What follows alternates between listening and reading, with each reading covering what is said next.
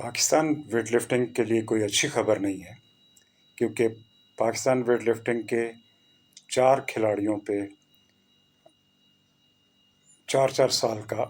بین لگ چکا ہے۔ واڈا قوانین کے مطابق چاروں ویٹ لفٹرز نے اپنے سیمپلز دینے سے انکار کیا تھا کہ نومبر 2021 میں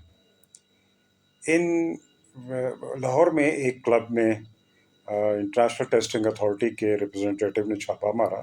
اور ان سے کہا کہ آپ سیمپلز دیں، تو یہ ویٹ لفٹرز وہاں سے فرار ہونے میں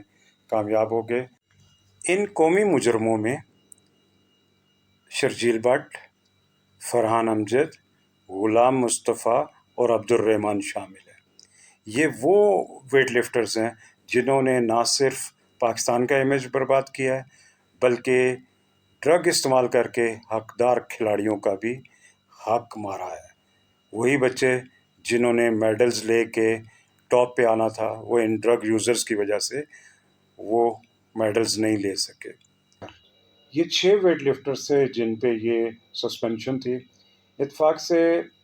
ابو بکر نے شروع میں ہی تسلیم کر لیا تھا کہ ہاں اس نے نینڈرولانز یوز کیے ہے جو ممنوع ادویات میں شامل ہوتا ہے، تو دیٹس وائی اس پہ صرف 2 سال کی پابندی لگی تھی اور وہ پابندی اب ختم ہو چکی ہوئی ہے۔ ینگ لڑکا تھا، اچھا ڈیسیژن اچھے وقت میں کیا، جبکہ طلحہ طالب نے بھی کورٹ آف آربیٹریشن میں گیا اور ابھی کورٹ میں کیس چل ہی رہا تھا تو اس نے وہاں پہ کنفیشن کر لی کہ ہاں اس نے ڈرگز یوز کی ہیں۔ لیکن ان 4 ملزموں نے آخر تک اپنے آپ کو فائٹ کیا اور جھوٹ کا سہارا لیتے ہوئے فائٹ کرتے رہے، اور یہی وجہ ہے کہ یہ مجرم قرار دیے گئے۔ اور ان کھیلوں کے مجرمین پہ نہ صرف جرمانہ عائد ہو چکا ہے جو کہ $5,000 ایچ پرسن ہے، اٹ مینس کہ $30,000 تو ان پہ جرمانہ بھی ہو چکا ہوا ہے، جبکہ $30,000 سے $40,000 کا جرمانہ جو ہے نا فیڈریشن پہ بھی ہونے کے چانسز ہیں، اور اگر فیڈریشن سسپینڈ ہو جاتی ہے تو اس کو مزید جو ہے نا جرمانہ دینا پڑے گا۔ اب اس المیہ کے پیچھے دیکھا جائے تو میں سمجھتا ہوں کہ ابو بکر کو اپریشیٹ کرنا چاہیے کہ کم از کم آنیسٹی سے اس نے کام کیا، that is what the fair play is. اور گیم کی انٹیگریٹی یہی ہے کہ اگر آپ سے کوئی غلطی ہوتی ہے تو آپ اسے بچائیں، آپ اسے کنفیس کریں اور مان جائیں کہ ہاں میری یہ غلطی ہے، اور پھر تو کورٹ آف آربیٹریشن جس طرح اس کو صرف 2 سال کا بین ہے، جبکہ باقی جنہوں نے جھوٹ بولا اور پھر جھوٹ کا بھی سہارا ساتھ دیتے رہے، گو کہ یہ وہ چیزیں ہیں دیکھا جائے تو نہ صرف ہماری یہ اسلامی قدروں میں ایسی چیز نہیں ہے، ہمیں سچ اور آنیسٹی کی تعلیم دی جاتی ہے، اور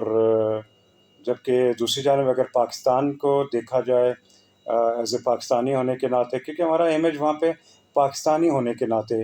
یہ جا رہا ہے، اور پاکستانی ہونے کے ناطے بھی ہمیں دیانتداری کا سبق دیا جاتا ہے۔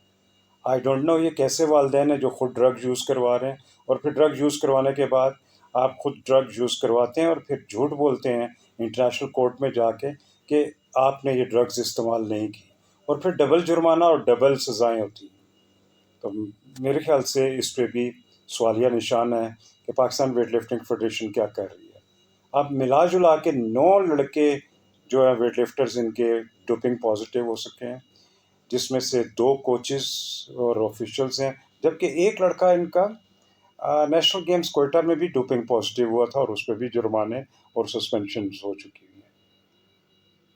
لیکن دوسری جانب اگر ہم لوگ ایک اور سوال اٹھاتے ہیں کہ پاکستان اولمپک کمیٹی اس موقع پہ کیا کر رہی ہے، جبکہ 2 لڑکے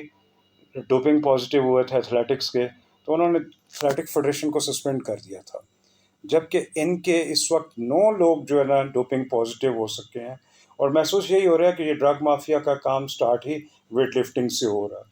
اس کے باوجود حافظ عمران بٹ صاحب پاکستان اولمپک کمیٹی کا حصہ ہیں اور ان کے ساری ایکٹیویٹیز میں پارٹیسپیٹ کر رہے ہیں۔ امجد امین صاحب پاکستان ویٹ لفٹنگ فیڈریشن کے، جس کو پاکستان اسپورٹس بورڈ نے سسپینڈ کیا ہوا ہے، کیا یہ فیئر پلے ہے؟ اور اگر یہ فیئر پلے ہے تو پلیز کھیلوں کی ساکھ کو اور بہتر کریں۔ پاکستان اولمپک اور پاکستان اسپورٹس بورڈ سے اپیل ہے کہ اس پہ کوئک ایکشن ہونا چاہیے. Thank you.